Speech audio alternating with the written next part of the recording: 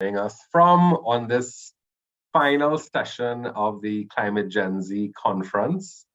I am, I for one am pretty sure that you all got not just a little bit, but maybe too much out of these last 3 days based on some of the conversations that we've been able to have with attendees. Many of you all said, that you all had so much going on in your head based on what you might have heard from keynote speakers or what you would have picked up in the breakout rooms. So we apologize if we cause you any sort of sleepless night over the weekend with all of this buzzing on in your head. But, that's what we set out to do in this, sort of first of its kind conference focusing specifically on the Gen Z cohort, looking at climate action within the Caribbean. I think not that you all will be surprised, but I'm gonna, throw out some stats here that we, are also, frankly, also pleasantly surprised by. We've had over 300 registrations for this conference, and they came from over 40 countries, which is amazing. I mean, can you name 40 countries off the top of your head? It's probably difficult for some of us. We've had 18 sessions, 40 plus speakers as well. 30 organizations were represented, either partners, speakers, collaborators, who took part in the expo, for example. And we've been able to live stream to thousands of followers across multiple social media platforms, which have been shared definitely over 100 times, throughout the entire 3 days. And of course, we have to kind of go through and pick out all the numbers and collate, who shared, what the impressions were, and so on. But of course, as time goes on, we will definitely make sure to share some of that data so you all will know what landmark events you all were a part of. So this session really is going to be super short.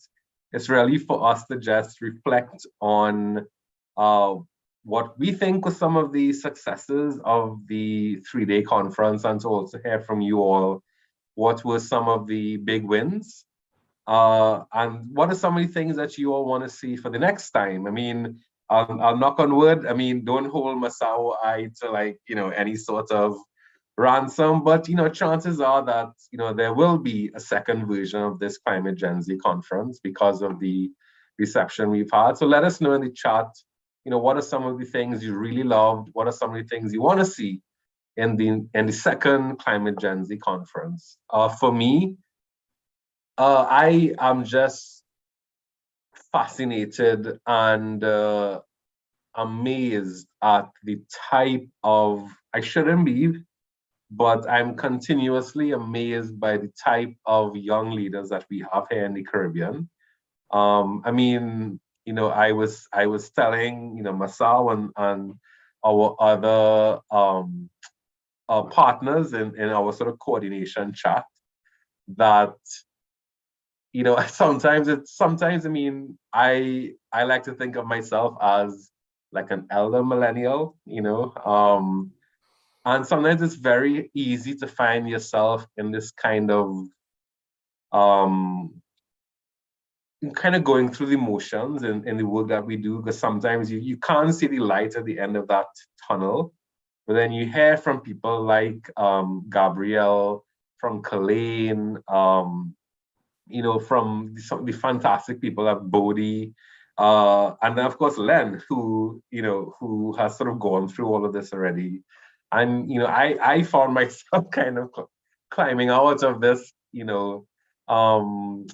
space where maybe I didn't have that type of energy before, and it really was just listening, even listening in the form of not a participant, but someone kind of also in the back end, maybe as an administrator and so on, and picking up some of these things which still struck me sort of head on. So I am just, fantastically impressed by the type of leadership that we continue to have in the Caribbean. I'm amazed at the participation that we've had, the questions that you all have asked. And yeah, so I mean, I'm looking forward to the second iteration of this. So I'm going to throw it over to Masao, who is our co-convener, to hear what his thoughts are on the successes. And of course, I think you can see with his grin that that there's a lot going on in his head as well. So Masao, what do you think we've done well over these 3 days? Well, I just wanted to do a cop out and just say, Umar, you stole the words out of my mouth and then just end it there and bring it back to you. But I won't do that. I think I think your last point particularly resonates with me. I've been in CSER for 6 years now, starting it as co-founder when it was just me and 2 other people and an idea, and we didn't even have a website. And as you said, you go through the motions, as Bodhi said here, you have serious ebbs and flows with your sort of thinking about, can I do this? Is this something worth it? Am I just putting in all this effort for 2 people to watch? And, you do have those moments where you have the big event and then only 2 people show up and you're like, oh, it's so disappointing and all these other things. And you have these fears going into conferences like this, right? Because you put so much time and energy. But like you said, it is so worth it when you see the amount of talent that we have in the region. And it reminds me that it's exactly why I started the organization, CSER, because I just felt like we just do a very bad job at preaching of how many leaders, how many brilliant minds, how many personalities we have in the Caribbean, and we don't need to constantly look elsewhere. We have it right at home. We need to nurture it. We need to support it. We need to stop this individualistic siloed mentality, this lack of collaboration. Lots of people are doing the same thing, come together. We are all one people, one region, and I think we all have the same sort of passion to get in this global climate fight. So, hearing from these people that you've already called and so many more, I mean, we have 40 plus speakers. I really can't call them all out now, but, it was connecting with past people that I have spoken with. It was connecting with new people I've never spoken with. It was really something that it gets you emotional because not only have you put so much time and energy yourself into these conferences, but then you realize when it's so worth it, that's when it really hits home. That yes, okay, I think we've achieved something here. We're hearing back from others that this is where we should be heading to. Thank you so much for focusing on mental health. Thank you so much for giving us an opportunity to have our voices shared. Thank you for having Gen Z speakers as well. We tried to incorporate everything without trying to fail at all, which was difficult. Having sessions running back to back because we're trying to squeeze in so many things on a weekend is obviously going to be a challenge. So yeah, those are my thoughts in summation. Yeah, and I think, I mean, you reminded me of, I mean, that's why you founded the journal. And Cropper Foundation has been around for, well, it'll be 24 years, but we started in 2000. And our unofficial motto is life is about more than personal advantage. And that sort of shaped the entire ethos of the foundation for almost 24 years. And I think, we've seen, people really give beyond what we could have even asked them for in terms of their ability to contribute to the session. People have been waking up at all different hours of the day based on where they are. I think Bodhi was probably maybe Pacific Standard Time. Yeah, I remember seeing PST thinking, "Oh, I need to Google this." Yeah, and so people have really shown that they're always more than willing to kind of live that motto about being about more than just personal advantage. I mean, if we want to get complicated and philosophical, that's the whole issue of sustainability. We have to think beyond just personal boundaries because we don't live in an isolated space. It's all about being in a system. And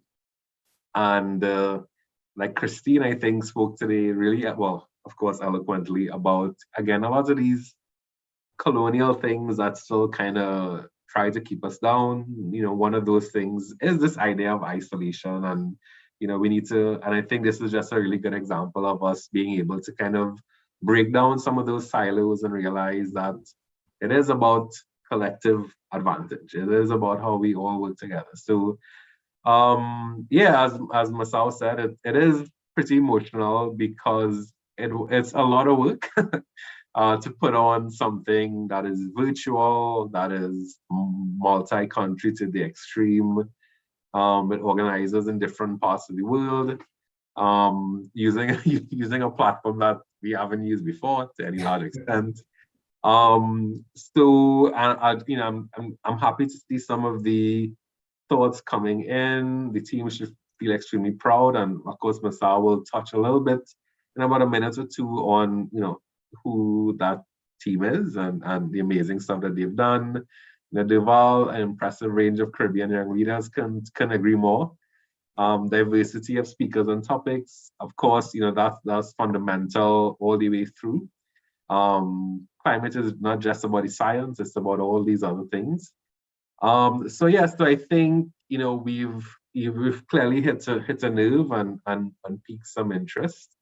So what I'm gonna do now is just give a quick recap of what the convening organizations are gonna try and follow up on in their different projects, and then Masao will just touch on what the conference post-event activities are gonna look like, and then he's just gonna wrap up with a thank you to the people that, you know, deserve the most thanks. So at the foundation, we are going to be doing quite a lot of work in climate justice over the next 2 or 3 years.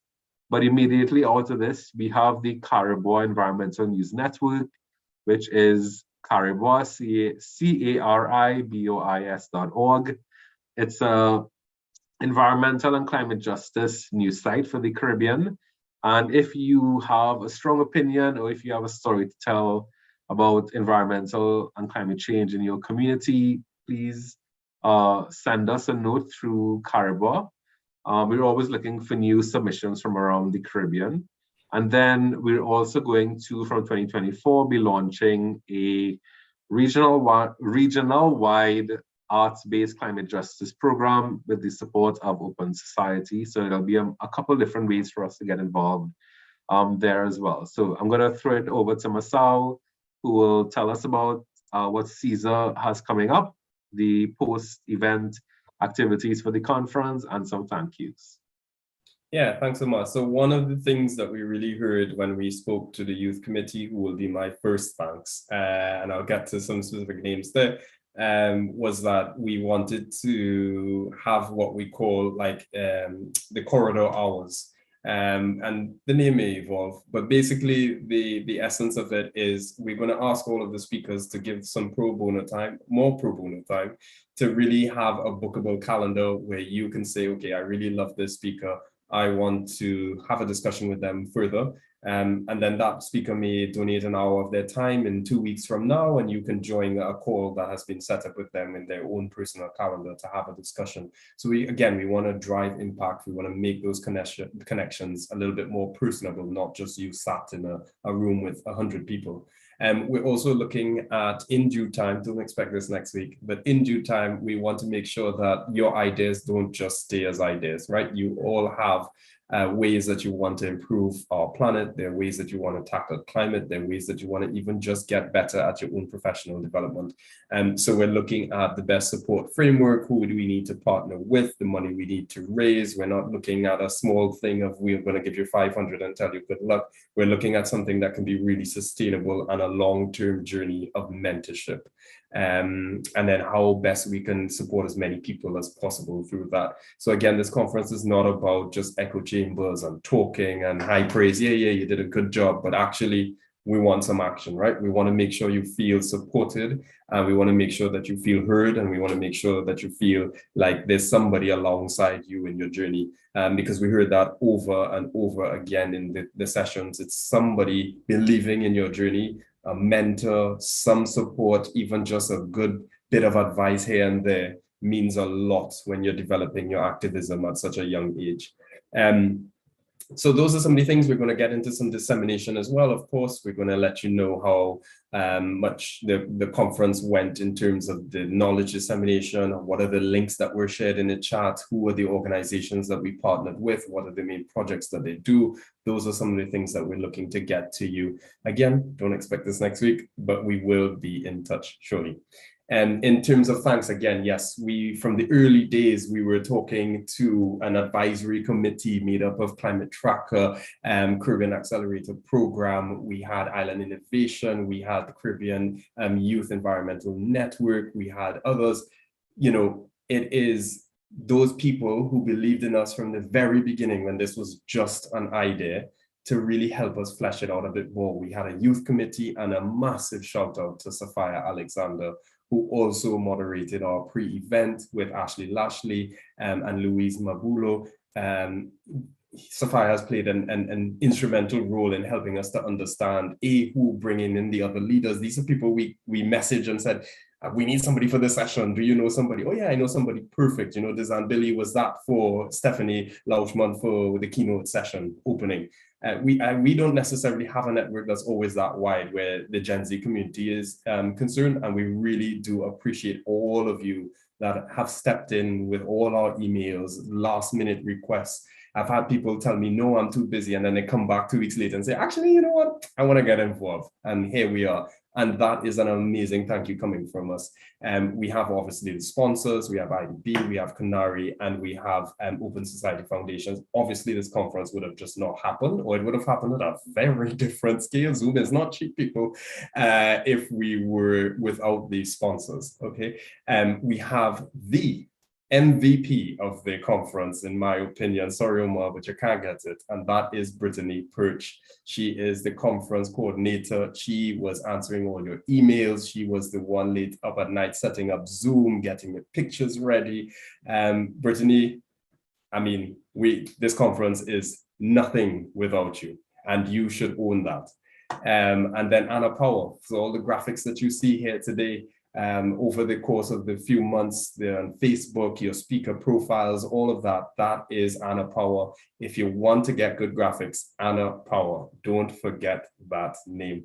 And we have a lot of other people, like the speakers themselves, the keynote speakers. I mean, these people are not being paid a red cent to join these sessions. Of course, they get a little bit of exposure. Of course, we're going to promote them on social media, but that's a gift in kind. These people generally believe in what we're trying to do. They believe in what we're organizing, and they've joined simply for that, nothing financial. And that we can only just give an immense amount of thanks. And of course, last but not least, this conference would be absolutely nothing if no one attended.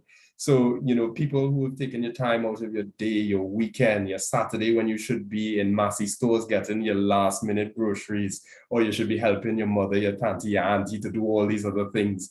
And you said, you know what, I want to learn about managing stress. Thank you so much for coming into the conference. It means a lot. It builds traction for people who posted continuously throughout the conference. I know I'm forgetting everybody to thank, and don't take it personally if I have not specifically said your name, but there are a lot of people that we sit down here and we realize that we're so humble because this conference means nothing without you. So yeah, back to you, Omar. They would have cut me off in the Oscars by now, for sure. The music would be good. Well, I mean, there isn't much else to say except, you know, thanks so much for, you know, to Masao. He was the one who came and said, hey, I have this idea for a Gen Z conference. And, you know, we said, sure, let's try and pull this off. And I think we did. I just have to specifically thank as well Brittany, who I think, you know, Brittany really sort of demonstrates the sort of energy of Gen Z, and also the willingness to get this done. So Brittany, I think you should give yourself a round of applause. I think everyone needs to give her a round of applause, because she's really, she was the wheel that kept this conference going. So yes, I think that's it. Thank you all so much for your kind, engaging and generous comments and questions over the last 3 days. And as Masao said, we will be rolling out quite a bit of dissemination over the next few weeks, from clips, from reading lists, from other types of links and resources that speakers would have shared. So you can look out for that. Make sure, of course, to engage with us on social media, Journal of Caesar and Crabbe Foundation across all major social media platforms. And just share with us what you've picked up, what you've learned, what really stood out to you. And use the hashtags that we've been sharing all through the 3 days. And just let us know how you feel and what you're looking out for the next time around. So that's it. Have a great Sunday afternoon. Yeah. One more point, Omar, just to say on your last point, when you're talking about how this came from an idea to be a reality. Actually, this came from Sasha Jatan Singh from a very early conversation in CISA and evolved with Climate Gen Z conference. I really want people to have that resonate with them, that this was really once upon a time an idea. And in your activism, an idea can be whatever you want it to be. You just got to find that support, those people who make it happen, those trustworthy co-pilots. So I think that should be the final message, that, whatever you want to see in this world, it's possible. You just got to get the right stars together to form the constellation, to quote Karen from our keynotes. Yeah, so let's leave it on that. Have a great Sunday afternoon, evening, or night, wherever you are in the world. Thanks so much for being part of this journey with us through the rough and tumble bits, but also the extraordinarily positive bits. Share with us what you've been taking away from the 3 days, and go forward and show people what the Caribbean is capable of. Let's keep working together. So have a great day, everyone, and we will talk to you all very soon. Bye. Everybody. See you.